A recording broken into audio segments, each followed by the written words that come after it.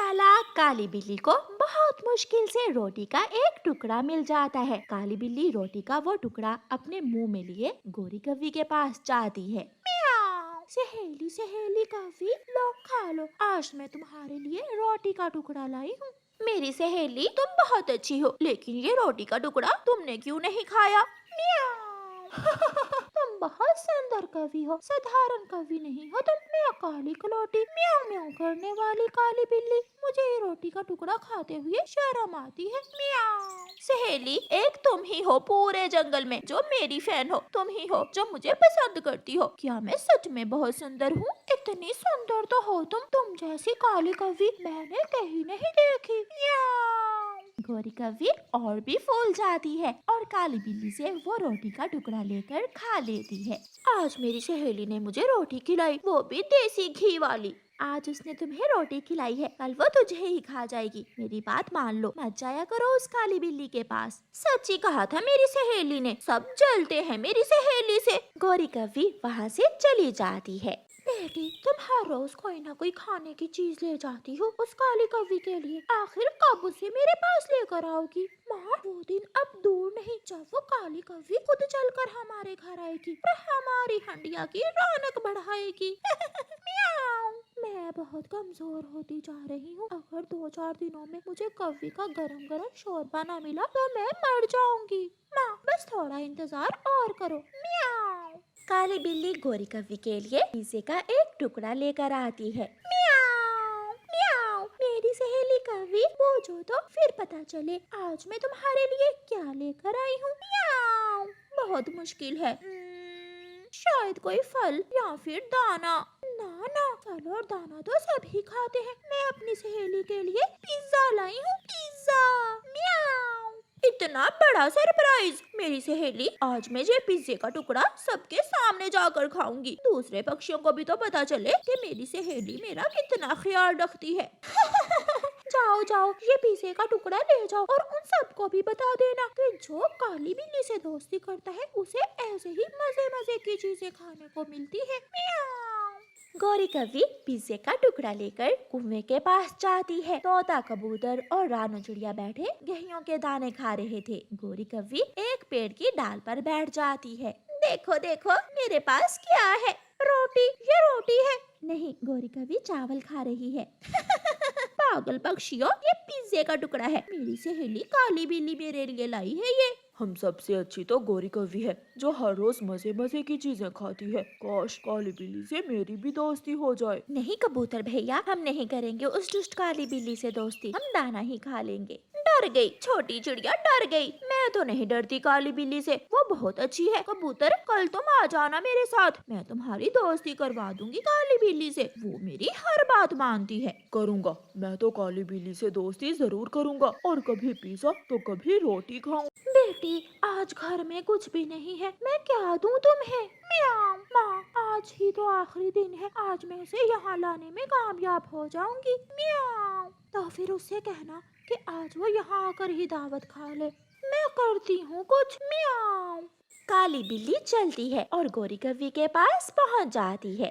मैं कब से इंतजार कर रही हूँ काली बिल्ली, मेरी सहेली तुम कहाँ थी? इतनी देर क्यों कर दिया आ जाने में? माँ ने मुझे शक्कर लेने भेज दिया था, माँ घर में मीठे चावल बना रही है, अभी कच्चे थे, अगर पक्के होते तो मैं अपनी सहेली कव्वी के लिए भी ले आती। म्याऊं। मीठे चावल तो मुझे बहुत पसंद है, मीठे चावल कब तक बन जाएंगे?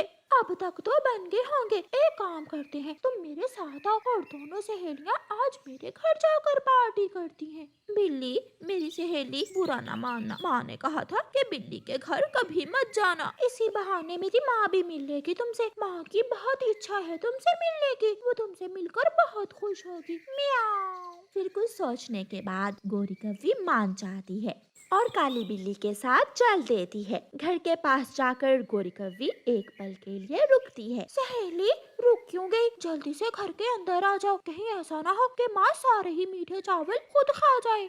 ऐसे काली बिल्ली गोरी कव्वी को घर में ले जाती है और जाते ही दरवाजा बंद कर लेती है। दरवाजा क्यों बंद कर दिया सहेली? मेरी बेटी कामयाब हो ही गई। मेरी बेटी बहुत चालाक है। कवि, तुझ जैसी बदसूरत काली कवि को पूरे 1 महीने से खिला खिला कर मोटी कर रही हूँ, और आज मैं और मेरी माँ तुझे खाकर पार्टी करेंगे। म्याऊं। नहीं, मुझे मत खाना। काली बिल्ली छलांग लगाकर गोरी कव्वी को पकड़ लेती है और उसकी गर्दन मरोड़ देती है। जंगल में गोरी कव्वी की चूड़ियों की दुकान थी। बुलबुल की बेटी की शादी थी। उसे अपनी बेटी के लिए चूड़ियाँ लेनी थी, मगर उसके पास पैसे नहीं थे। बुलबुल चिड़िया के पास जाती है। चिड़िया बहन, मेरी बेटी की शादी है, मुझे अपनी बेटी के लिए चूड़ियाँ लेनी है, मगर पैसे नहीं है। आप गोरी कव्वी से कहें कि कुछ दिनों का उधार कर ले। बुलबुल, तुम चिंता न करो, मेरी बात गोरी कव्वी जरूर मान लेगी। फिर चिड़िया बुलबुल के साथ जाती है। गोरी, अगर बुलबुल पैसे नहीं देगी तो मैं दे दूंगी। मुझे विश्वास है बुलबुल पर भी, मगर याद रखना बुलबुल 1 महीने से ज्यादा नहीं उधार चलेगा। मैं लुटा दूंगी, 1 महीने तक मैं पैसे लुटा दूंगी आपके। फिर बुलबुल गोरी कव्वी से चूड़ियाँ लेकर चली जाती है। दिन गुजरते गए और 1 महीना पूरा हो जाता है। कालू जी, तुम जरा दुकान पर बैठना, मैं बुलबुल से पैसे लेकर आती हूँ। अगर वो पैसे ना दे तो कोई चीज उठा कर ले आना उसके घर से। पैसे तो मैं छोड़ने वाली नहीं हूँ। गोरी कव्वी बुलबुल की तरफ जाती है। हाँ भी मोटो बुलबुल, टाइम पूरा हो गया, 1 महीना गुजर गया, लाओ मेरे पैसे दो, मैंने नया माल लेना है। गोरी बहन, क्या बताऊं, बेटी की शादी के कुछ दिन बाद ही मेरी तबीयत खराब हो गई और घर में जो कुछ था लग गया है तो मैं क्या करूं? जहाँ से भी दो, मुझे पैसे लेकर ही जाना है, मैं तो यहाँ बैठी हूँ। बुलबुल गोरी कव्वी की बहुत विनती करती है, मगर गोरी कव्वी कहाँ मानने वाली थी, वो डटी रहती है। लूसी कहाँ जा रही हो? आओ ना, चूड़ियाँ नहीं पहनोगी? तुम यहाँ बैठे हुए हो, ये काम मर्द पक्षियों का नहीं है। मुफ्त में दे दूंगा चूड़ियाँ, मेरी बात तो सुनो। मुफ्त में नहीं, मैं तो पैसों से लेने आई थी चूड़ियाँ, लाओ दिखाओ। कालू कौवा लूसी कबूतरी को चूड़ियाँ निकाल कर दिखाता है। ये लाल वाली कैसी हैं? ये तुम्हारे सफेद सफेद पंखों पर बहुत अच्छी लगेंगी। ऐसे कहते हुए कालू कौवा लूसी के थोड़ा और पास आ जाता है। नहीं, मैं तो हरे रंग की लूंगी। लूसी, सच बताऊं तो तुम जो भी रंग पहन लो वो जचेगा तुम्हारे पंखों पर। कौवा लूसी के पंख को छूने की कोशिश करता है। बेशरम बुड्ढे कौवे, हटो दूर हो जाओ, मैं अभी अपने पति को बताती हूँ। पति जी सुनिए, कहाँ हैं आप? लूसी भागी भागी कबूतर के पास जाती है और उसे सारी बात बताती है। पति जी, उसने मेरे पंख को छूने की कोशिश की और मेरे साथ उल्टी सीधी बातें भी कर रहा था। मैं देखता हूँ उस गुंडे को, छोड़ूंगा नहीं। कबूतर गुस्से में डंडा लेकर कालू कौवे की तरफ जाता है। उधर गोरी कव्वी कुछ चूड़ियों के लिए बुलबुल से लड़ रही थी। रहम करो गोरी, मुझे ऐसे बेइज्जत ना करो, अगर चूड़ियाँ दे ही दी हैं तो कुछ दिन और निकाल लो, मैं खुद आकर तुम्हारे पैसे दे जाऊंगी। मैंने एक बार कहा ना, मैं पैसे लिए बिना नहीं जाऊंगी। रोती हुई बुलबुल चिड़िया के पास जाती है। चिड़िया, वो गोरी नहीं मान रही, मुझे कुछ पैसे उधार दे दो ताकि मैं उसे देकर अपनी जान छुड़वा लूं। वो तो मेरी बहुत बेइज्जती कर रही है। बुलबुल, ये लो, तुम ये पैसे ले जाओ और उसके पैसे उसके मुंह पर मारो, उसे किसी का कोई एहसास नहीं है। बुलबुल पैसे लेकर चली जाती है और गोरी कव्वी को दे देती है।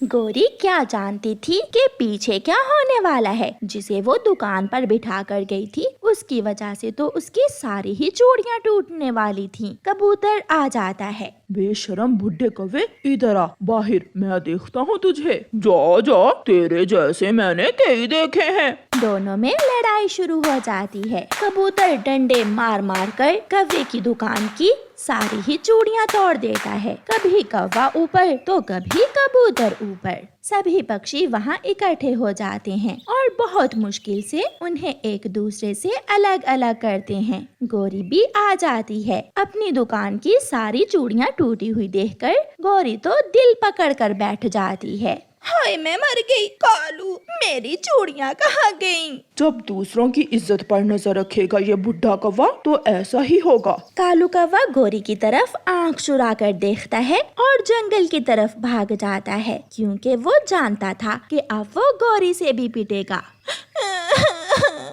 चिड़िया, इससे तो अच्छा था कि मैं बुलबुल से पैसे लेने ना ही जाती। इस कालू की वजह से मेरी तो दुकान ही बर्बाद हो गई।